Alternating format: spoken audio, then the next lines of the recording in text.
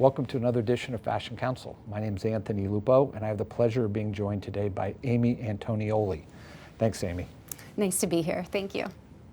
Amy, one of the hot areas that I'm hearing about is ESG. A lot of our retail clients are very interested in understanding what this is. Can you explain what ESG is? Yes, ESG, or environmental, social, and governance, is really about identifying risks and opportunities in each industry. And for each industry, it's going to look very different. But for the fashion industry, there are some common areas of concern.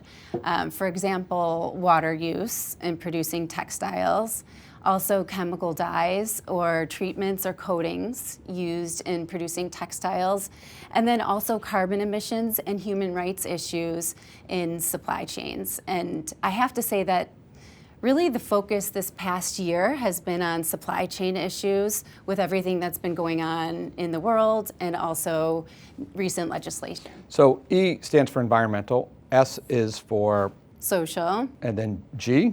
Governance. Okay. So where would supply chain fall in on that? Supply chain can fall under all three, E, S, and G. And I would say that, really the main goal here is to identify material risks in the industry and then take steps towards reducing those risks. You mentioned that the hot issue right now that retailers are facing is supply chain, and I get that. We have a lot of clients that are having real problems getting products into the States, meeting the orders. Sometimes they come here and the products are out of season already in some instances. But from an ESG perspective, what's the issue there?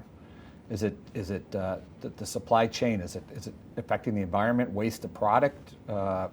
Help me understand what the hot issue is there. Yeah, really all of the above. And if I can for a minute use cotton for an example, cotton accounts for a third of the fiber used in the industry. And it does have a lot of benefits. It's a plant-based product, it's a natural fiber, but it does use more water than you would think. So part of addressing supply chain issues is being more thoughtful about how the fibers are processed. Right. And there's a lot of organizations that are now working towards creating more resilient supply chain and more resilient sustainable options for companies. And some of that depends on even the type of cotton we're using now, right? Yes. The type of cotton and how it's produced. I mean, these organizations are working towards really educating the industry and how to select sustainable suppliers, where to source your materials from. They're also educating suppliers and providing certifications so that the industry can go to these certified suppliers and know that they're getting a more sustainable product. Have some confidence, right, Yes. that they're able to push through. We do a lot of work in the denim space, and I know one of the big issues there is really the dyeing of the products and the amount of runoff from that. So I appreciate that there's an environmental issue there, and I know that we're looking at ways to really reduce that, and where it's done, how it's recycled, how it's cleaned up, and the like. But with cotton, I didn't appreciate how much water is involved in the process. So. And these luxury brands are really leaders in this area. There's one denim producer that is really recycling its water and reducing the amount of water used overall and the amount of chemicals that are going back into the environment. So luxury brands are really leading the way. And there's a lot more work to be done. A lot of some manufacturers are also recycling the fibers and creating a really high quality fiber from waste materials. Yeah, that's great. Reused. And that's a big upseller in this market right now, where you're taking product and sometimes what's the term? Upgrading it, upselling Upcycling. it? Upcycling yes. it. So you gave some good examples of what retail companies are doing to really reduce their footprint. What are other things that you've seen retail companies doing to try to reduce their impact on the environment? Yeah, it's a big issue to address carbon emissions and reduce the carbon footprint. According to the World Bank, the fashion industry accounts for 10% of the annual global emissions. So there really are initiatives that are underway to address this, purely from a point of view where the company does not really need to change its operations in any fundamental way. There are some initial steps that can be taken to purchase materials from facilities that run on renewable energy to install renewable energy at the company's manufacturing facility. And that's actually a great way. That's not that's an easy fix. And I know it has a price on it, but an easy fix to be able to reduce your carbon footprint, to be able to at least try to find recyclable or solar or something to help the factories run to reduce that. That's something I think as more retail companies push their factories to do that, there'll be a real advantage on maybe reducing the footprint for the whole. Yes, definitely.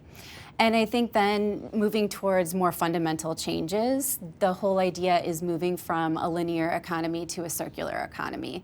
And that's digging a little deeper, really trying to design out waste from the product to begin with, and to keep materials in use or recycled longer, and then to regenerate these natural ecosystems. So one of the things I've been reading about recently is using the metaverse to really reduce the environmental footprint, which is kind of an oxymoron when you consider the fact that the crypto burn cost for the environment is not great. But I guess if the products are being done in a way we're using a type of coin where that has less pull on the environment, this could be a real potential, right? It really could be a great potential, and the metaverse is positioned to really reduce the carbon footprint for many industries, including the fashion industry. Take digital clothing, for example. You can really address marketing, modeling, and sampling before a product is even produced. Yeah. And then that can really reduce the carbon emissions of the life cycle of that Right. product. So if the product's not selling in the metaverse, it might not sell in the real world, is your point. That's true. Yeah. Or it reduces airfare and flying back and forth to sample. And you know, when we joke and people are thinking about the metaverse, but don't forget, this also includes the blockchain and everything else. And one of the big problems that we're finding with a lot of our clients is that when you have to identify where the product's from, it's very difficult to ensure that you know where all the elements are from. But if you're actually putting the supply chain into a blockchain, you're going to know everything really quickly. Yes. So. Yes, and there is a big push towards digital product passports. And this is a really exciting initiative in the fashion industry and can really help target supply chain issues that we discussed previously. The digital product passport can be used to verify compliance with environmental laws. It can identify the materials used in a product, whether they were produced sustainably, and who's previously owned the product. And so overall, and this, we're just in the initial innings of this, and there's a lot of investment and time that goes into rolling out this infrastructure, but it can really provide a lot of benefits. Yeah, and the sourcing is going to be much easier to be able to identify, especially with customs and duties, and if there's a recall. We had an interesting case where we had a couple clients sued for false advertising, claiming they were using Egyptian cotton, when in fact they were using Egyptian cotton, but because of the processing, the DNA had been changed, and so when one of the plaintiff's lawyers tested it, they challenged that claim. Now you'd be able to show, look, this product was 100% Egyptian cotton at inception, but you know, and avoid the lawsuit altogether. Whether it addresses the final product or not, it's a different story, but that's one of the ways we're seeing a lot of people really address some of the sourcing issues. Yep, that's the goal here. So that's a good lead into the Unsold Products Act. We have heard a lot about the French law and some of the European laws, and we actually have one in New York as well that deals with unsold product and what you can do with it. I think the French is probably the most restrictive, right, that you've seen? That I've seen, yes. France recently passed the anti-waste law for a circular economy to really, it prohibits the destruction of unsold waste, and that is a really big issue. There is one estimate out there that a truckload of clothing is either incinerated or landfilled every second. And a lot of that is attributable to unsold product. So this French law that just took effect at the beginning of 2022 would ban the destruction of unsold product and really sets in motion these requirements for manufacturers and importers in France to recycle or reuse unsold product. And so let's turn to the New York law, which I've talked about in the past. That's a different law, but it has some of the same elements, right? The Fashion Act, yes, that was proposed, but it was not adopted. So the rumor is that legislators are regrouping to improve the law and reintroduce it. It was criticized for very strict penalties. Yeah, and I've criticized it before in the past. It was a good intention law, but it would have been a class action nightmare for companies and made it virtually impossible to comply with. And the penalties were such that it was astronomical, could have put many companies out of business. But what it really does is signal this trend, which is moving towards mapping supply chains, requiring the fashion industry to really be accountable and transparent with its supply chains and take responsibility. And that's going to be couched to some extent with trade secret laws. Because it's one thing to say I sourced certain product from Peru. It's another to have to identify the factory I'm using and the craftsman. Because as we all know, there's a lot of trade secrets in how these companies and where they're sourcing their products and the like, and what factories in particular. In this vein, there was an open letter that I think was, the intent was good behind it, where a lot of fashion companies and designers and people signed on to this open letter advocating for really a change in the way the fashion industry is doing business, talking about the cycles and the like. You're familiar with that, right? Yes.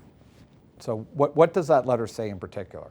The open letter to the fashion industry really discussed how to reduce social and environmental impact in the fashion industry, and also how to coordinate seasonal runway shows to reduce travel, which in turn reduces carbon emissions, and lengthens the season where these companies can offer full-priced items.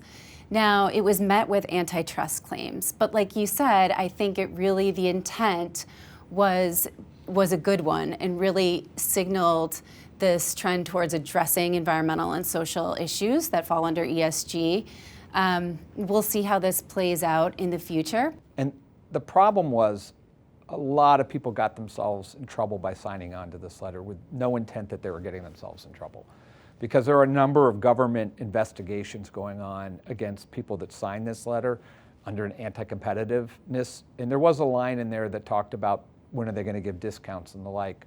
But the intent was really to deal with this ESG issue. Mm-hmm. But because some of the wrong language was used, the regulators are now looking at this. Hopefully this ends in the right space and people appreciate that this was done not from a pricing perspective, but from an ESG perspective. So it's just something you have to think about when you're signing on to these letters, not appreciating that they could have anti-competitive components. Yes, definitely something to think about, and one that does signal this trend towards something greater in the industry. Right. So what I think about a lot is who's really driving this movement, this ESG movement. I know that everybody wants to do the right thing with ESG, and it is the right thing, but I've yet to see consumers really line up behind this. I mean, it's one thing that they say they want this, but when you look at their purchasing habits, I really don't see them spending the money in their wallet behind ESG products. I see them looking at the existing products they like and they're comfortable with, and if those are more sustainable, great, but they're buying that product. Is that your experience? Yes, I agree with you. Consumers are very inconsistent in their purchasing behaviors. One day they will buy a fast fashion product, and the next they will buy a product that is in the circular economy and really thoughtful about the sustainable impacts, environmental impacts of the product. So I think really the big brands are driving the bus still, but they are reading what consumers are choosing and reading the future. And I think it's a lesson for the industry as a whole that the product still has to look good. It still has to have the right feel about it and the texture. That's what people love about fashion. They want to, feel the textiles. They want to feel the fabrics. And so the industry has to figure out how to still create this experience while also being more sustainable. And we had talked about the carbon footprint was an easy one for, at least bringing recyclable or solar in to help reduce that. So. Yes, and there's so many great initiatives underway. There's a long way to go, but there's really progress being made. And then the trick for the industry is to be careful on a lot of these claims, because once you start saying that, you're going to have to back it up. And as we just heard, there is no real definition for a lot of this. Different countries, different states are going to come out with what the law is. And we've talked to you before about greenwashing and other interviews. And so this is something that you're just going to have to keep monitoring as it evolves. Thanks for joining us today. Really appreciate it. Great to be here.